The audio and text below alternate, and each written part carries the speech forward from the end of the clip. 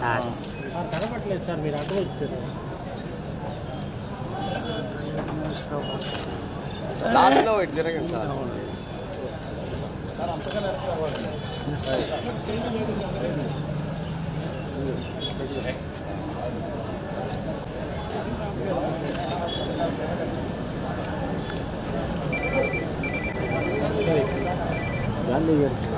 లాస్ట్లో నిలబడు.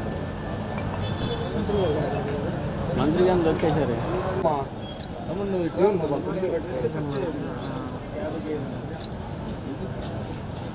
సార్ ఇంక సార్ అట్ట గార్లాండ్ బాయ్ చల్లదు కింద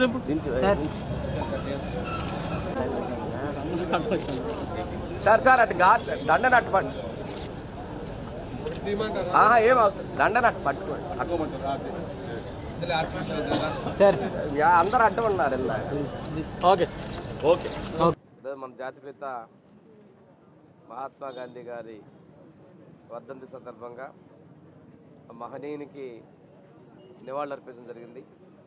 ఈ కార్యక్రమంలో మన జేసీ గారు, మేయర్ గారు, ఆర్డీఓ గారు, డిఆర్ఓ గారు, అడిషనల్ ఎస్పీ గారు, డిఎస్పీ గారు, మిగిలినటువంటి అందరూ కూడా పార్టిసిపేట్ చేయడం జరిగింది. దేశం కోసం, స్వాతంత్రం కోసం కృషి చేసినటువంటి గొప్ప మహనీయులు, జాతి మొత్తం కూడా జాతిపితగా పిలుచుకున్నటువంటి మహాత్మా గాంధీ గారికి ఆ రోజు జరిగినటువంటి మరణం అనేది కొంచెం బాధాకరమైన సంఘటన.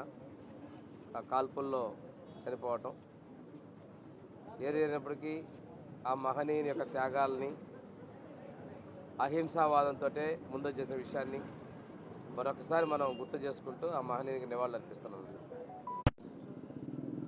ప్రతి ఒక్కళ్ళకి ఈరోజు సెల్ ఫోన్ ఉంది.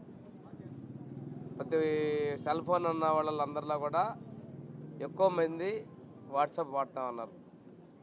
ఈ వాట్సాప్ ద్వారా ఇప్పుడు మీరు కావాల్సినటువంటి సర్టిఫికేట్స్ ఏదైనా కావాలన్నా, అప్లికేషన్ కావాలన్నా మీరు ఇంట్లోనో నడుస్తానో దారిలో ఎక్కడున్నా కానీ వాట్సాప్ ద్వారా అప్లై చేసుకొని వాటికి కావాల్సినటువంటి పత్రాలు అవి పొందే విధంగా ఇంతకుముందు మనం చూసాం. పేపర్తో ఉన్న తర్వాత పేపర్లెస్ గవర్నెన్స్ వచ్చాం. ఆ తర్వాత వచ్చేసరికి ఈ గవర్నెన్స్లోకి పోయాం.